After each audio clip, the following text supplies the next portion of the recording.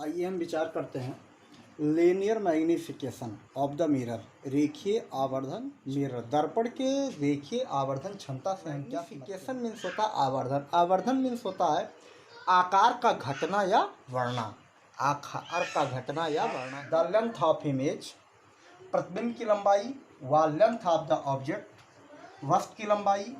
Ratio between, अर्थात इनके बीच का जो रेशियो होता है उसी रेशियो को क्या कहा जाता है, लीनियर मैग्निफिकेशन।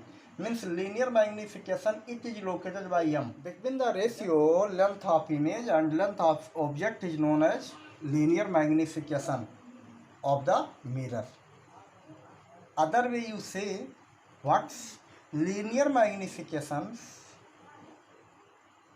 लीनियर मैग्निफिकेशन जो होता है, रेखीय आवर्धन जो होता है, प्रतिबिंब की लंबाई व वस्तु की लंबाई का जो अनुपात होता है उसी को कहा जाता है रेखीय आवर्धन। यूनिट क्या होगा रेखीय आवर्धन का? रेखीय आवर्धन का कोई यूनिट नहीं होती है, no unit, no unit, because it is the ratio of the length.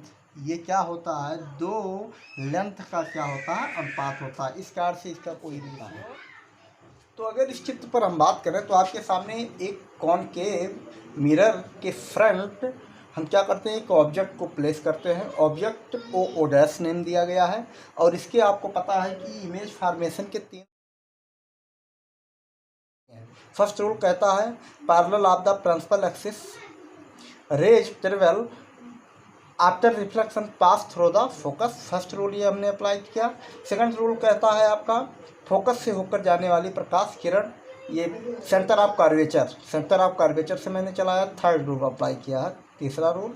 And ये पोल्स पर जब भी आपका लाइट रेज टकराती है तो यहाँ पर आपके जो होते हैं लॉ ऑफ द रिफ्लेक्शन, आपको angle of the incident, angle of the incident, angle of the reflection always क्या होता है, बराबर होता है। अच्छा, यहाँ पर हम बात करते हैं तो सबसे पहले हम क्या कर देखते हैं, इसमें कुछ आपको कुछ चीज़ें बताई गई थी पहले से।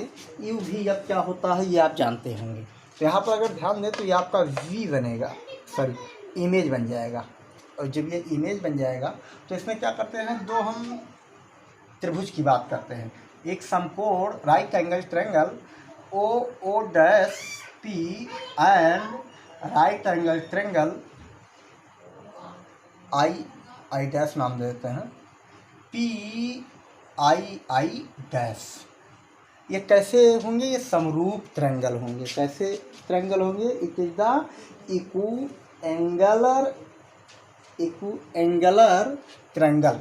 सो length of the object O dash divide by length of the image I dash equal हो जाएगा आपका length between the pole and object, length between the pole and object it is located by always minus U. Okay, so returns O P upon and second length between image and pole is known as V, it is located by V minus we हो जाएगा। यहाँ से ध्यान दीजिए, अगर इसका नाम दें तो हो जाएगा I P place the value O dash upon I dash equal हो जाएगा आपका ओ पी मीन्स आपका minus u divide by minus v. Okay, it is cancel, I dash upon O dash equal हो जाएगा v by u. What I value is negative because it is inverted, अर्थात coordinate अक्ष में अगर बात करें तो नीचे की दिशा में ये, तो ये क्या वैल्यू हो जाएगा, नेगेटिव। तो ये आपका बताएगा I dash upon O dash equal हो जाएगा माइनस वी बाई यू। ये आपका हो गया लीनियर मैग्निफिकेशन का फार्मूला।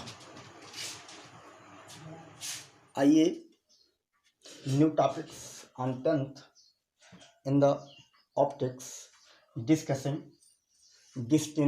डिस्टिनिकेशन ऑफ मिरर, अर्थात दर्पण की पहचान। डिस्टिंक्शन ऑफ मिरर अगर आपको पता करना हो तो हम क्या करते हैं, इसके लिए कुछ विधियों का इस्तेमाल करते हैं। फॉलोइंग टू मेथड हम क्या करते हैं, अप्लाई करते हैं। फर्स्ट है टचिंग द मिरर। हम क्या करते हैं, मिरर को टच करके पता करते हैं कि वो कॉनकेव है, अदरवाइज कॉन्वेक्स है, अदरवाइज प्लेन मिरर है। इसके बारे में हम क्या करते हैं, चर्चा करते हैं। तो हम स्केल हम क्या करते हैं, एक लकड़ी का क्या ले लेते हैं, स्केल ले लेते हैं। Is kept on the mirror, इसको क्या करते हैं, हम मिरर के ऊपर रखते हैं। अब देखते हैं जब उसको मिरर के ऊपर हम रखेंगे तो क्या क्या सिचुएशन बनता है, उसी पर हम चर्चा करके हम बताएंगे कि आपका प्लेन मिरर है कि कॉनकेव, कॉन्वेक्स है, अदरवाइज कॉनकेव है। इसी पर हम चर्चा को आगे बढ़ाते हैं। अगर आप देखें हैं, if the scale touch the mirror at the each point, यदि आपका जो स्केल है मिरर के प्रत्येक पॉइंट्स को क्या करता है, टच करता है, तो वह आपका मिरर कैसा मिरर होगा, प्लेन मिरर होगा।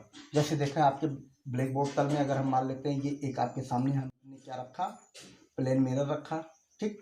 अब इसके ऊपर क्या करते हैं, हम वुड के स्केल को इसी के ऊपर ऐसे रख देते हैं। अगर रख दोगे तो आप देख पा रहे हो ये क्या कर रहा है, वुड प्रत्येक एवरी पॉइंट को क्या कर रहा है, टच कर रहा है। अगर एवरी पॉइंट को टच कर रहा है तो इसका मतलब ये कौन सा मिरर होगा, आपका प्लेन मिरर होगा। आइए सेकंड पर बात करते हैं। If the scale touch the mirror at the end point, यदि मिरर कहाँ टच करता है, एंडिंग पॉइंट को टच करता है, तो कौन सा मिरर होगा, कॉनकेव मिरर। यहाँ देखें हम कॉनकेव मिरर ऐसे बना देते हैं। ये देखिए, ये आपके सामने कॉनकेव मिरर है।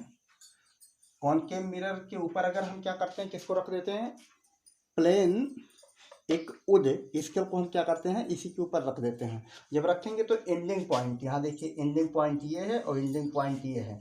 जब ये टच करेगा, if the scale touch the mirror at the ending point, ये एंडिंग पॉइंट और इस एंडिंग पॉइंट को क्या कर रहा है, टच कर रहा है, तो it is the concave mirror. अनिवार्य रूप से ये कौन सा मिरर होगा, कॉनकेव मिरर होगा। परंतु थर्ड स्थिति पर if the scale touch the mirror, अब अगले अगर मिरर की बात करें तो क्या कौन सा मिरर होगा, कॉन्वेक्स। कॉन्वेक्स की बात करेंगे तो हम ब्लैक बोर्ड तल में देखिए, व्हाइट बोर्ड के तल में हमने एक बना दिया कॉन्वेक्स मिरर। अब क्या करते हैं, कॉन्वेक्स मिरर के ऊपर हम क्या करते हैं, उस स्केल को क्या करते हैं, रखते हैं। उस स्केल को जब रखोगे तो देखिए ये कह रहा है if the scale touch the middle position, ऐसे रखने पर अगर वो मिडिल पोजीशन को क्या कर रहा है, टच कर रहा है। एक चीज़ ध्यान रखिएगा, रिफ्लेक्शन सरफेस, और इससे हमेशा ध्यान रखिएगा जो रिफ्लेक्शन सरफेस होगा किसी भी मिरर का, हमेशा ऊपर रखने का प्रयास करिएगा, तभी आप पता कर पाओगे, नहीं अदरवाइज कंफ्यूज हो जाओगे। रिफ्लेक्शन सरफेस ऑलवेज क्या करिए, ऊपर रखिए, और हमेशा जो स्केल को रखना है, कहाँ रखना है, रिफ्लेक्शन सरफेस पर ही रखना है। If the scale touch the middle point, ये आपका स्केल जो है किसको टच कर रहा है, मिडिल पॉइंट को टच कर रहा है, तो कौन सा मिरर होगा, कॉन्वेक्स मिरर होगा। सो इस प्रकार से हमने एक मेथड, टू मेथड है, फर्स्ट मेथड को हमने क्या किया, अप्लाई करके देख लिया। अब हम सेकंड मेथड की बात करते हैं। आइए विचार करते हैं दर्पण की पहचान के अंतर्गत दूसरा method. Second method wise seeing the image, हम क्या करते हैं, इमेज को देखकर हम बता सकते हैं कि कॉन्वेक्स होगा कि कॉनकेव होगा कि कौन की प्लेन होगा। पहले केस में बात करते हैं every position of the object, प्रत्येक पोजीशन के लिए, प्रत्येक वस्तु के स्थिति के लिए the image the always erect and small is convex mirror. यदि आपको वस्तु के प्रत्येक स्थिति के लिए आपका इमेज कैसा प्राप्त होता है, इरेक्ट मीन्स सीधा, हमेशा कैसा प्राप्त होता है, सीधा, और कैसे प्राप्त होता है, स्मॉल, तो अनिवार्य रूप से वो कौन सा मिरर होगा, आपको कॉन्वेक्स मिरर होगा। परंतु if image find erect and inverted, यदि हम क्या करते हैं, ऑब्जेक्ट के पोजीशन को चेंज करते हैं, तो उस स्थिति में आपका जो इमेज प्राप्त होगा स्मॉल भी हो सकता है, बिग भी हो सकता है, इरेक्ट भी हो सकता है, इन्वर्टेड भी हो सकता है, तो कौन सा मिरर होगा, कॉनकेव मिरर होगा अनिवार्य रूप से। ध्यान दीजिएगा, पोजीशन को जब चेंज करेंगे तो आपका जो इमेज फॉर्म होगा इन द मिरर वो कैसा फाइंड होगा, इरेक्ट भी हो सकता है या इन्वर्टेड। अगर ये दोनों केसेज आपको मिलते हैं तो अनिवार्य रूप से वो कैसा मिरर है, आपका कॉनकेव मिरर है। और third position if image always same size, यदि हम मिरर के फ्रंट ऑब्जेक्ट को प्लेस कर देते हैं तो उस स्थिति में अगर आपका इमेज कैसा रहता है, ऑलवेज कैसा रहता है, सेम साइज में रहता है, तो प्रत्येक पोजीशन के लिए, चाहे जहां आप रखेंगे उस स्थिति पर ये आपका कौन सा मिरर होगा, प्लेन मिरर होगा। आइए अगले स्थिति पर हम बात करते हैं। आइए बात करते हैं use of convex mirror otherwise concave mirror. हम क्या करते हैं, आज डिस्कशन करने जा रहे हैं कॉन्वेक्स और कॉनकेव मिरर के यूजेज क्या हैं। यहाँ ध्यान देने वाली बात है, use of the convex mirror, it is used as a reflector in the straight lamp. इसका उपयोग हम क्या करते हैं, एक रिफ्लेक्टर मतलब होता है परावर्तित कर देने वाले स्ट्रेट लैंप में इस्तेमाल करते हैं, जो लाइट को क्या करता है, रिफ्लेक्ट कर देता है। ये फर्स्ट यूजेज हम बात कर रहे हैं कॉन्वेक्स मिरर की। फर्स्ट यूज जो है स्ट्रेट लैंप में होता है। Second, it is use in the cars, bus and truck near the driver seat. आप दैनिक लाइफ में देखे होंगे, our daily life you see in the many motors used in the near the driver seats always convex mirror because in the convex mirror the image form, आपके convex mirror में जो image form होता है small होता है और erect होता है अर्थात सीधा होता है। इसी कारण से इसका इस्तेमाल कौन से लोग करते हैं, ड्राइवर लोग इस्तेमाल करते हैं पीछे की गाड़ी को देखने के लिए, कि उसको आसानी से हम क्या कर सकें, पास दे सकें। यहाँ पर बात करते हैं कॉनकेव मिरर की। कॉनकेव मिरर की बात करते हैं, कॉनकेव मिरर के ये निम्नवत उपयोग है। फॉलोइंग यूज्ड है, यूज्ड फॉर द शेविंग। सबसे पहला उपयोग क्या करते हैं, हम सभी लोग दाढ़ी बनाने के रूप में इस्तेमाल करते हैं। शेविंग के लिए इसका इस्तेमाल करते हैं। क्यों शेविंग के लिए इसे इस्तेमाल करते हैं, क्योंकि जब इसको हम अपने चेहरे को या अपने फेस को पोल और फोकस के बिटवीन जब हम एडजस्ट करते हैं तो इसका जो इमेज फॉर्म होता है इरेक्ट प्राप्त होता है। इरेक्ट जब प्राप्त होता है और बड़ा प्राप्त होता है, अर्थात जो छोटे छोटे आपके हेयर होते हैं इन द फेस, वो आसानी से क्या होते हैं, दिखाई पड़ते हैं और हम क्या करते हैं, उसको आसानी से निकाल सकते हैं। इसका मतलब इसको किस में यूज करते हैं, शेविंग में हम यूज करते हैं। कारण ये है उसमें आपका इमेज जो फॉर्म होगा इरेक्ट होगा और क्या होगा, विग होगा। और जब छोटी चीज़ आपको बड़ी दिखाई पड़ेगी तो हम उसको आसानी से क्या कर सकते हैं, चेहरे से निकाल सकते हैं। जो बाल के रूप में होगा उसको हम आसानी से हटा सकते हैं। सेकंड पॉइंट, डॉक्टर इसको यूज करते हैं। कॉनकेव मिरर को कहाँ यूज करते हैं, इनर पार्ट्स, एयर के इनर पार्ट्स का प्रॉब्लम अगर होता है उसको क्या करता है, हल करता है। या नोज, आपके नाक में जो समस्याएं होती हैं उसको क्या करता है, समीप लाता है। कॉन्वेक्स मिरर को लगा कर वो देख लेता है कि अंदर क्या समस्या है। या टीथ, अक्सर इसको टीथ डॉक्टर इस्तेमाल करते हैं। दांत, चूंकि दांत को वो क्या करता है, एक मिरर के द्वारा देख लेता है लगाकर कॉनकेव मिरर का इस्तेमाल करके कि टीथ में क्या प्रॉब्लम है। जब उसको पास में करेगा, हमेशा ध्यान रखिएगा, in case of the concave mirror object place the focus and pole, always image form is the big and erect and virtual।